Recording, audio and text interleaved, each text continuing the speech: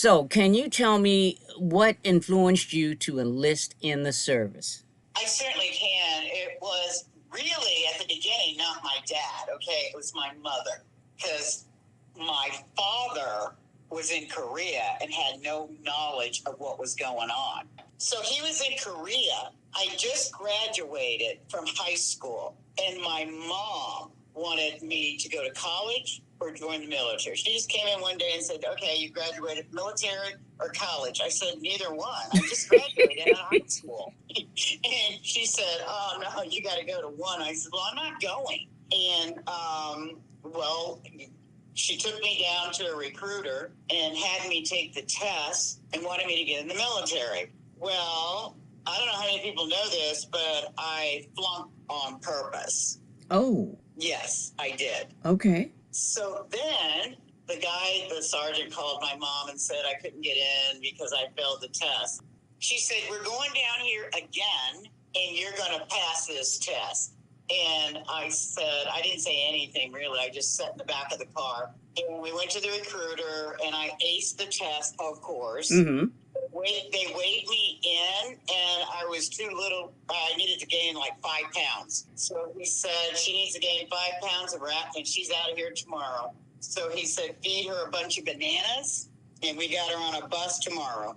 And I was pissed. Oh, why did your mom want you to go in the military? I guess because of my dad. They just wanted us out and about. They had raised us, and now it was time for us to get out. Okay, she wanted the empty nest thing. The reason I asked that, because see, my mom took my brother down, drove my brother to the recruiter's office because he was smoking a lot of weed and causing a lot of problems. So that's why I was asking you, why did your mom want you to leave? Okay. I was a bad girl. I was a spoiled brat. I did what I wanted to do. I remember. Yeah, I did whatever I wanted. I never smoked, but I was out there.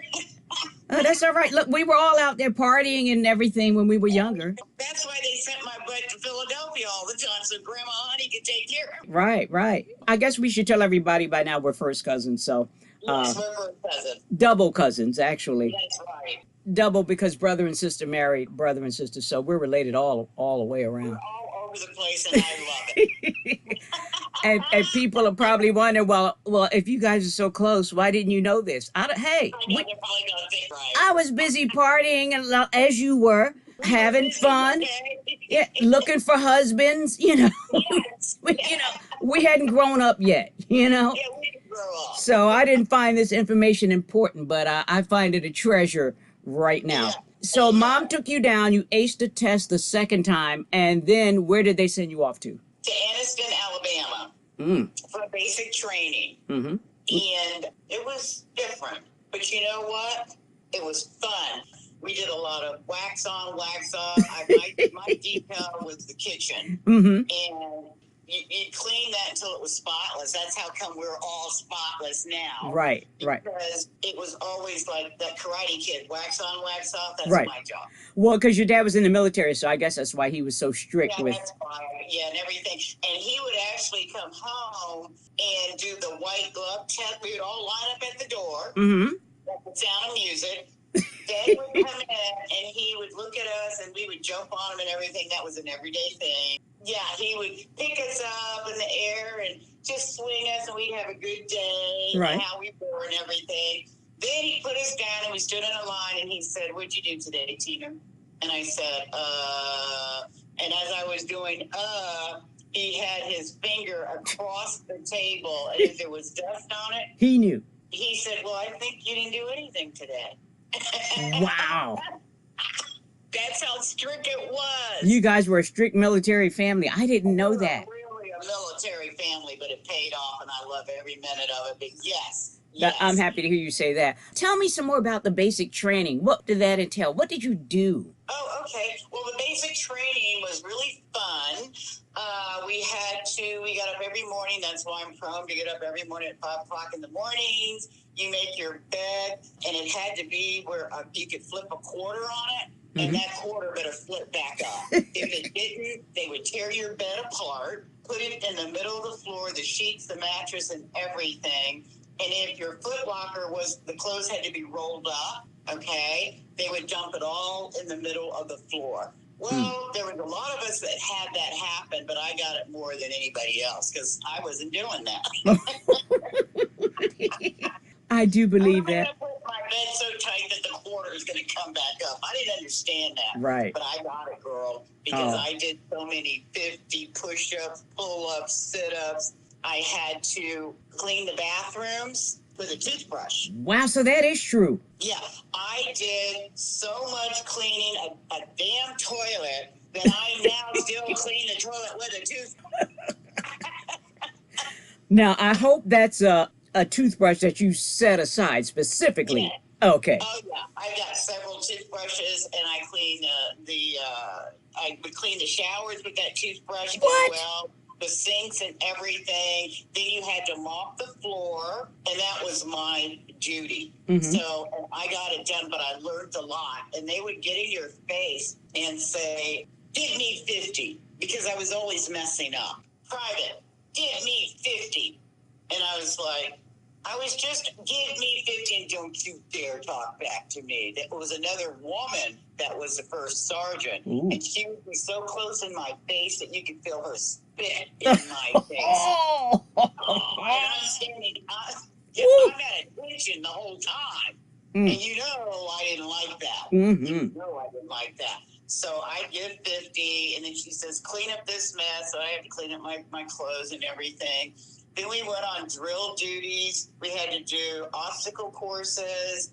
We had to do KP, which was mess hall duty. Mm-hmm. The obstacle courses were like running under barbed wire. You run to the barbed wire, then you'd have to be in mud, and you go through there on your belly, really. And you were okay with that? You thought that was fun? Yeah, that was fun for me. All this was fun. It was like freedom. Yeah, this was good for me because it was freedom, and I aced it all. I was like, I love this. KP duty was great. Got to eat all the food I wanted, washed it. I did love it because of the food. Tell everybody what KP duty is. KP duty is cleanup detail after the mess hall. Everybody has eaten, and you go in there and wash the pots, everything, scrub, anything that had to do with cleaning, you did it, but you got to eat all the leftovers. So for me, that was an honor to do that. I was like, okay, I'm liking this. I can't believe you're saying all this. I'm thinking you were going to tell me, oh, I hated it, you know. I loved every minute of every day that I was away from my mom's house. Daddy was always gone to have my freedom, and it was like I could do whatever I wanted, but under strict guidelines. But my mom, my mom was stricter than the military. Wow. Okay. Yeah.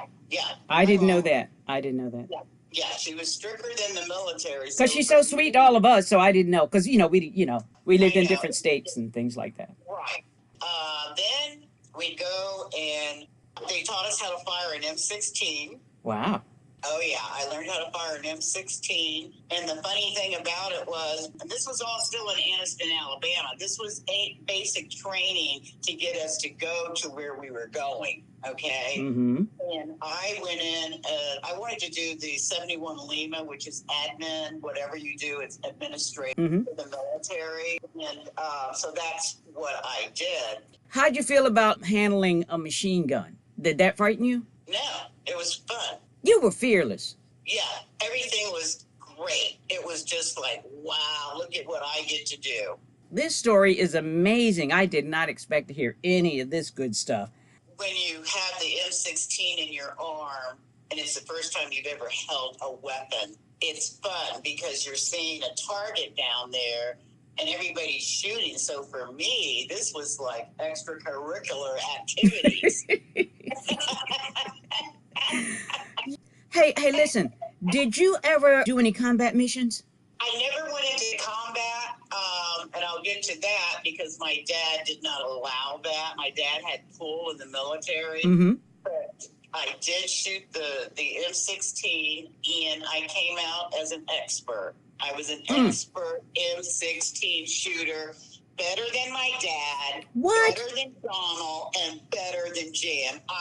And better than my ex-husband. I was an expert.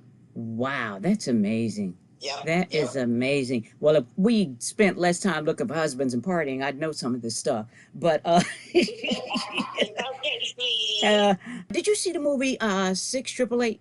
No, I did not. I don't Okay. remember that. Okay, well, I won't spoil it because, I know you'll see it at some point. But when I saw it, I thought about you because I always thought you were a boss, especially when you sent me that picture when I was doing the family ancestry about 4 or 5 years ago. I'm like, look at her. And I think Mm-hmm. it's just so special that you did that. And I didn't know how important it was at that time. In the movie 6888, I was really in awe of those ladies that they did that in horrific conditions. Again, without giving the movie away for people who haven't seen it. And I was so proud of them. And I thought of you. I'm like, Mm-hmm. wow. What do you think about women who want to enlist in the United States Army today? You think they should do it? I think they should. It's the best thing that ever happened to me. As I stated, I went in as a spoiled brat, and I came out as a woman. It made a woman out of you. It certainly did. In Anniston, Alabama, after, we're getting ready to graduate and stuff. And I have to tell this story because these girls were like, oh, my God, who are those guys? And I was like, three guys coming up. One was a colonel, one was a first sergeant, and one was, I don't know, but he was an officer. My dad was in the middle. And I'm like, and I got out of formation, and the first sergeant said, Private, get your ass back here and line. And I said, the three guys, and as the guys got closer, and I said, oh my gosh, that's my daddy. And I ran out of formation, which you never do. And she said, Private Yeomans, get in line and give me 50. I said, no, that's my dad. She said, give me 50 more. And my dad was watching that colonel and that other guy, the closer they got. Mm-hmm. She went to them, and I don't know what she talked about, but after I did the 50-50, 100, then she said, okay, Private Yeomans, come over here. And I came, and my dad, and he introduced me to the colonel and whoever else, and he said, I came to get you out of the military. You can't handle it. What? And I said, Daddy, please don't make me go back home. Please don't make me go back home. I'm doing good. I told him I would never disrespect you because the military, the Army is your home. I'll never mess up. I love it. I'm doing good. Don't send me back home. Because I was going to ask you, why was your father Anniston, Alabama? Yeah. I guess he had called my mom and to find out how we were doing. And my mom told him that she made to get in the military. Okay, and he didn't like that. He did not like it. Yeah, I went from basic training to where you go, Fort Dix, New Jersey, where you go in for your education and what you want to do in your life, your career. Mm-hmm. And they teach you, it's like college or school, for admin assistants, whatever you want to do in the military. So my first one was admin, and that was like 8 weeks of training at Fort Dix, New Jersey. Okay. Yeah. After you graduate from there, which I did, then I got special assignments to go to Europe. This was not your first time in Germany, though, right? I went to Germany at the age of 5, and I spent 13 years of my life, probably more than that, with being in the military family. And today I really understand why my dad did that for all of us, because that was in the 60s. He didn't want us in that lifestyle in America. Mm-hmm. So he kept us over there. And then after that, they sent you on your first assignment to Europe. Do I have that right? Actually, no, go back. How did I do that? After Fort Dix, New Jersey, my special assignment was at Carlisle Barracks, Pennsylvania. How could we forget that? How did we forget that? Because I came to work in Carlisle and you were there. We had some good times. We did some really We will keep that to ourselves. Not share that. What happened in Carlisle stays in Carlisle. Stays in Carlisle. Right. But wait a minute, and Philadelphia. We had even better times there. Bigger city. We had even more fun there. Goodness. That was your last assignment in Carlisle, Pennsylvania? Carlisle, in America, yes. And okay. I worked for the Army War College. Right. And then did you go to Europe after that? Yes, I did. So now that wasn't your first time in Germany, now was it? No, it was not. So tell us about the first time you went to Germany, as you recall, with your parents, and your dad. Tell us what your dad was in the army. What was his rank? My dad retired Sergeant Major, but when we went there, I don't know if he was an E7, E8, or whatever, but he was high in rank. Mm-hmm. And we went to Ansbach, was the first place. Okay, it was me, my mom, my brother, and joining my dad in the military there. Yeah. Okay. Did your dad? I'm jumping around a little bit here though, but did your dad ever do any combat missions? No, and the reason, because he was the only son of his mother. Okay. If you're the only boy, you have to carry that name. You don't go to the military in wars. Okay, that's interesting information. I bet many people didn't know that back then, because it was quite a while ago. You were only 5 when you arrived in Germany. So do you recall anything about what you saw when you first arrived? Or you were just too young to remember anything? No, I remember everything, and I loved it there. And the people were very nice. The culture was basically, of course, white. I never felt out of place. They treated us like they loved us. And we had a white maid. Wow. Had a white. And there's nothing wrong with that. No, we had a white one. Mm. Other people in America had black ones. Of course. We had a white one. And she was very nice. I can't remember her name, but she was very, very nice. But she was always yelling at me because I kept my room nasty or anything like that. You were 5. Come on, you were 5. Yeah, I forget her name. But anyway, she was awesome. And we would get to go to different places in Ansbach and see where my dad was a tanker. Mm-hmm. And we would get to see parades there, go to ice skating, walk in the forest.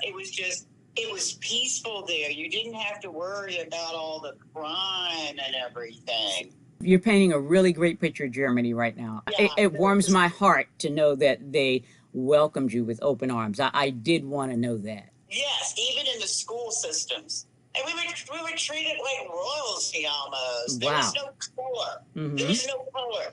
And my parents, we never talked about color. They never did. We never did. Mm-hmm. I knew the color of my skin, but we never talked about color. Mm. We just lived our lives. The way it should be now. Right. Mm-hmm. Mm. How many times did you go to Germany? Okay, we lived in Ansbach. The next place was Bad Kitzigen, so that's 2. Jan was born in Nuremberg.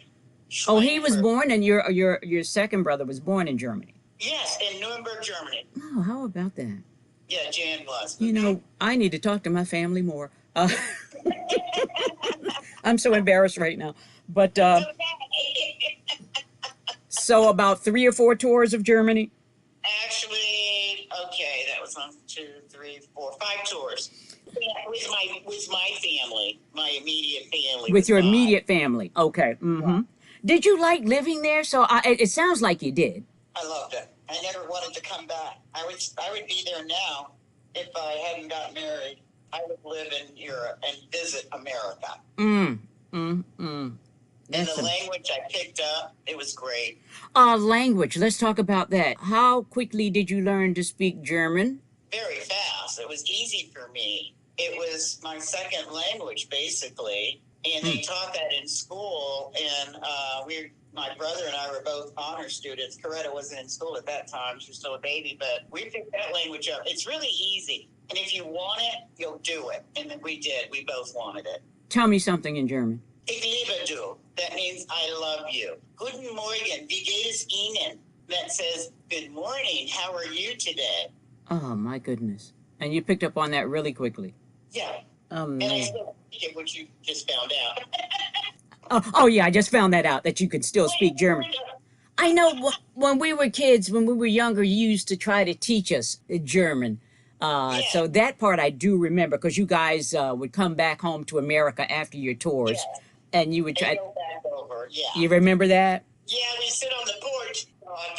Tina. Oh, I know. Sorry. I'm sorry. That's all right. Cry if you want to. Look, I do it probably like every other day. And we do that. We should let everybody know because mom passed a year ago, and it's still extremely tough for us, as it would be for anybody. But we're going to try to move past it. Keep the tears going as long as you want. We'll just continue to talk. Could you use American dollars in Germany? Do you recall? No, we could on base. Mm-hmm. For the commissary, which is the grocery store, the PX, which is where you would go buy your everything, your hygiene, furniture, food, clothing, Mm-hmm. Book supplies and everything. They called that the PX. And then the commissary was our grocery store. The movie theater on base, you could use American dollars. Mm-hmm. But once you went downtown, you needed euros? We had to get Deutschmarks. A Deutschmark is like maybe an American dollar or something like that? Yes, that's $1. Mm-hmm. That is amazing. What type of food did you eat? Do you recall?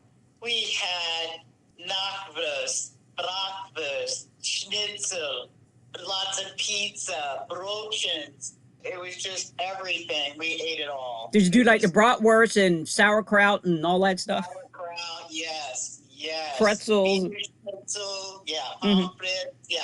And you were okay with the German diet over there. You were okay with that. Yeah, loved it. And they're gummy bears. They're gummy candies. What is that? Gummy candies? They have them now in America. Gummy bears. Oh, the gummy bears, but they called them gummy. We call them gummy over there. I love it. I love it. I love it. This has been so educational and fun. Let's talk about the cost of living in Germany. Is it expensive?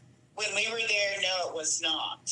When in the military, no. With my family, when I went back myself, I was stationed at SHAPE headquarters in Belgium. Mm-hmm. It was very expensive. And I don't even remember how, but I lived downtown in Belgium. And Mons, it was called Mons, M-O-N-S. I never learned that language. German was the only thing that I could speak. I was in a French place speaking German. Why were you there? Were you still in the military at this time? I was still in the military, stationed at SHAPE headquarters. That all my assignments were special because of my score that I made when I joined the military. Smart lady. Mm-hmm. So, but I didn't stay there long because I worked for the Brits, like it, and it was an all-male office. And the Brits are very. Now that was different for me. Okay. So I made a phone call to my dad. Okay, so you made a call to the first sergeant. And I called first sergeant, and I said, I cannot do this. He asked me what was going on, and I told him. I said, get me out of here. And before he got me out of there, because he knew people, it's all in who you know still. Mm-hmm. Okay? Always is and always will be. Always will be. My dad, you're going to die, because Paul didn't know this, and Paul looked at me like, my dad would polish my boots, because my dad had spit polished boots. He didn't realize that he did all that for me and not the boys. He would spit shine my boots, mail them to me in Belgium. What? I would mail them back to him, the old ones. And that's the thing we did. We would I'd wear the boots, send them back to him. He'd send them back to me polished. Well, I can see your face in those boots. Oh, Daddy was taking care of his girls. Your brother was all right. Your brother did very well. Your older brother did very well in the Army. Yeah. And that was what we did, you know. He kept me going. He got me out of SHAPE headquarters. And then that's when I worked for my dad my last 2 years in the military in Fulda, Germany, where my daughter was born. Oh, man, your daughter was born in Germany, too. What kind of cousin am I? It's okay, sweetie. But, you know, I do my best. I try to take care of the family ancestry, but there's still some things. It's a lot, you but know. it is a lot. He got me there in Fulda, and he got an on-spot. That's as closest, because Rick was in Carlisle Barracks, too. Mm-hmm. So we both got assigned in Germany, yeah. Would you recommend Germany as a vacation spot for anyone? Excellent, yes. Germany, Italy, Switzerland, Norway, Czechoslovakia. Denmark and all that stuff? Yeah. Mm-hmm. I have been everywhere in Europe. I have not been a lot of places as an American, in America. Family was done in Europe. Oh, that is fantastic. Nothing wrong with that. Sightseeing. Did you guys ever visit? Yes. Yeah, Berlin. Take a stroll by like what else is big there? The Rhine River, things like Yes. that. You did all those things like that. I did all of them, even East Berlin. Oh wow, Oktoberfest. Did you guys do that and drink a lot of beer and? Yes, my brother's son was born in Berlin. Yes. All right, so that's three family members, immediate family members, born in Europe. I got to tighten up on my family ancestry.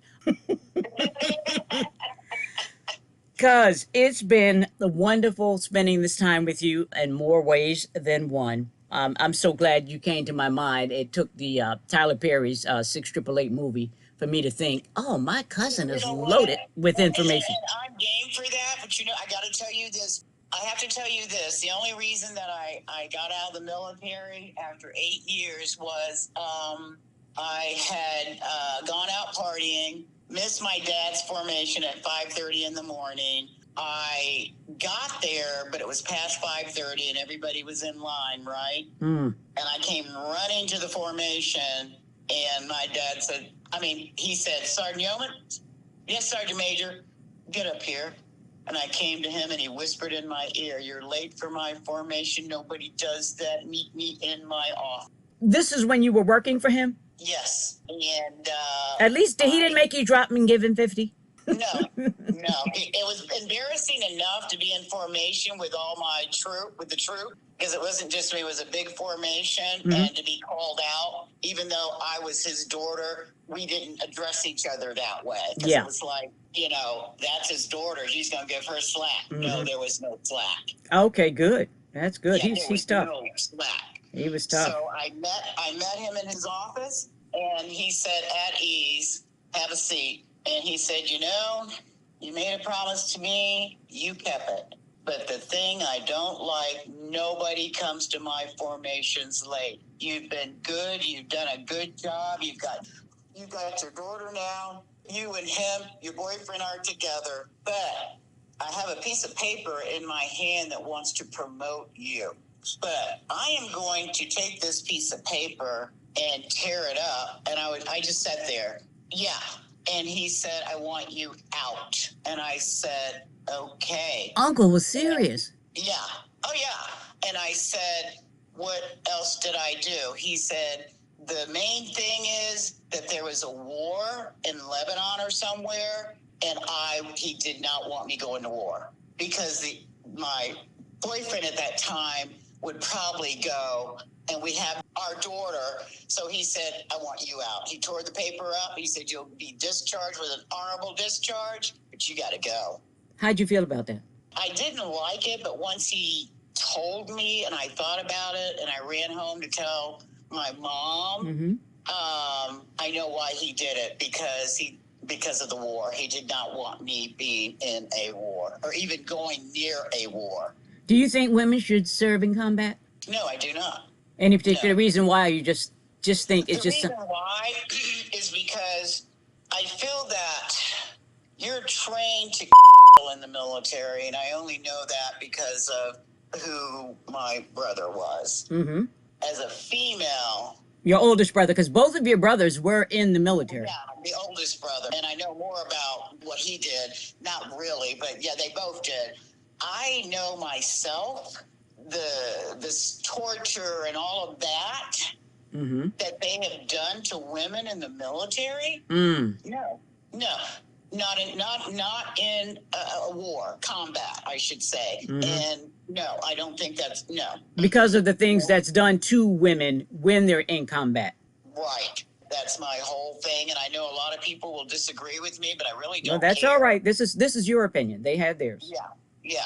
Because no, and I know what he meant by that. The Sergeant Major, what he meant by that. Honor his legacy. I do too. I love Sergeant Major. We went out a couple of times in Philly. I don't know if you know about that. We had a good time. My sister and I took... he told me. He would tell me, yeah. We took your dad out. We had a blast. Yes, He loved it. Yeah. He loved we it. had a blast.